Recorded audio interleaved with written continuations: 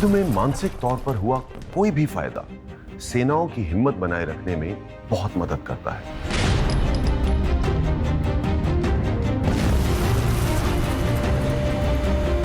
(1971) war में रेगिस्तानी क्षेत्र में भारतीय सेना ने पाकिस्तानी सेना को मानसिक तौर पर तोड़ने का फैसला किया।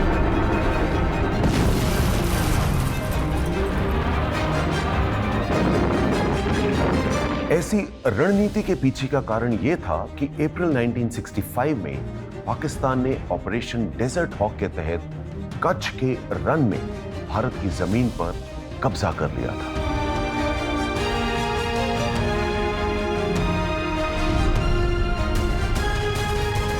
पाकिस्तान को उसकी इस करतूत का करारा जवाब देना बेहद जरूरी था।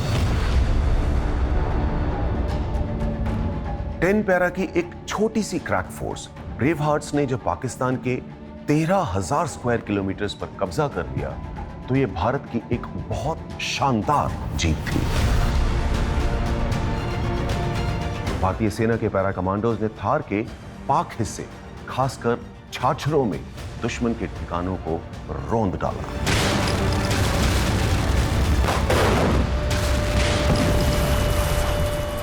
उस वक्त 10 पैरा कमांडो के commanding officer lieutenant colonel Bhawani Singh थे, जो बाद में ब्रिगेडियर बने और उन्हें इस ऑपरेशन को सक्सेसफुली लीड करने के लिए महावीर चक्र से सम्मानित किया गया।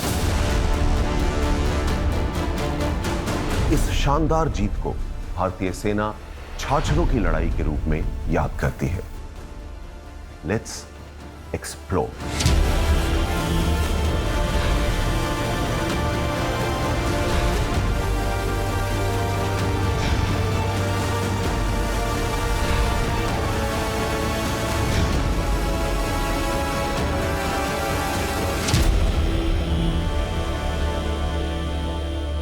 टेन पैरा एक यंग बटालियन थी जिसे रेगिस्तानी इलाके में खास ऑपरेशंस के लिए 1967 में तैयार किया गया। पाकिस्तान से युद्ध की संभावना के चलते पैरा जवानों ने 5 महीने से ज्यादा दुश्मन के इलाके के अंदर घुसकर हमला करने की ट्रेनिंग ली। इसीलिए जब युद्ध हुआ तो वे तैयार थे।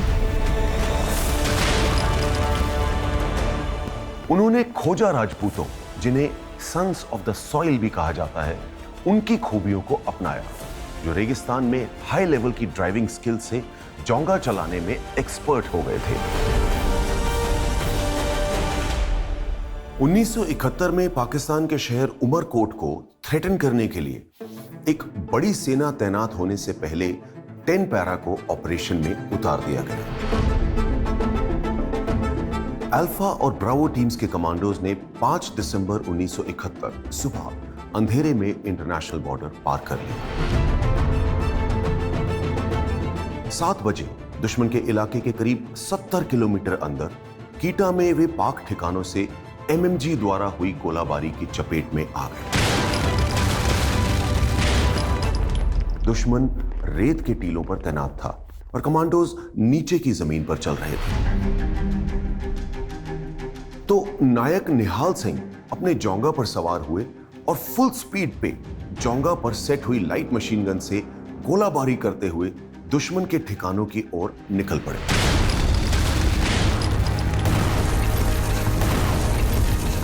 जोंगा के इंजन की आवाज ऐसी थी कि दुश्मन को लगा जैसे एक टैंक उनकी तरफ आ रहा है, क्योंकि खराब जगह में चलते वक्त जोंगा का साइलेंसर बेल्ट टैंक की तरह गरजता है।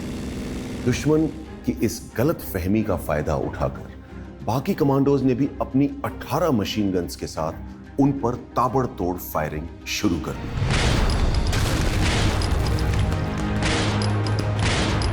इस डबल अटैक ने दुश्मन के पैर उखाड़ दिए। वे अपनी पोजीशंस छोड़कर वहां से भाग निकले और 10 पैरा ने पोस्ट पर कब्जा कर लिया। पैरा जवानों का पाकिस्तानियों के साथ काम अभी खत्म नहीं हुआ था। अल्फा और ब्रावो टीमें रात भर अपने लक्ष्य छाछरों में पाकिस्तानी रेंजर्स के विंग हेडक्वार्टर की ओर बढ़ती रही और 7 दिसंबर की सुबह 4 बजे हमला बोल दिया। गोलाबारी इतनी खतरनाक थी कि दुश्मन को मैदान छोड़कर फिर भागना पड़ा और कुछ ही घंटों में शहर पर कब्जा कर लिया गया। कीटा और छाछरों की दोहरी हार ने दुश्मन के हौसले को पस्त कर दिया, क्योंकि उन्हें लग रहा था कि उन पर बहुत बड़ी सेना ने अटैक किया है। अगले दिन छाछरों को 20 राजपूत को सौंपकर 10 पैरा अपने अगले टारगेट की ओर बढ़ गए। उन्होंने 8 दिसंबर को वीरवा हासिल कर लिया। आमने सामने की लड़ाई में दुश्मन को उखाड़ फेंका। अब 4 दिन की लड़ाई के बाद अल्फा टीम को बहुत जरूरी आराम और इलाज के लिए युद्ध से हटा लिया गया। मगर इस्लाम कोर्ट में पाक एमिनिशन डंप को नष्ट करने के ऑर्डर्स के साथ 16 दिसंबर को उन्हें फिर से बुला लिया गया, लेकिन उन्हें डंप खाली मिला क्योंकि दुश्मन पहले ही इसे छोड़कर भाग चुका था। लेकिन तब भी पैरा जवानों को अपनी सुपीरियरिटी साबित करने का एक बेहतरीन मौका मिल ही गया। उन्हें दुश्मन का एक काफिला मिला जिसे उन्होंने तुरंत घात लगाकर खत्म कर दिया। अपने इस ब्रेव ऑपरेशन के दौरान 10 पैरा ने 36 पाक सैनिकों को मार गिराया और 22 को बंदी बना लिया। ज्यादा मजेदार बात यह है कि भारत के कब्जे वाला क्षेत्र करीब 1.5 साल तक भारत का हिस्सा रहा और 22 दिसंबर 1972 को पाकिस्तान को वापस सौंपा गया। और उसी दौरान भारतीय डाक विभाग ने छाछरों में एक पोस्ट ऑफिस बनाकर बाकायदा उसका पिन कोड नंबर 344503 भी घोषित कर दिया।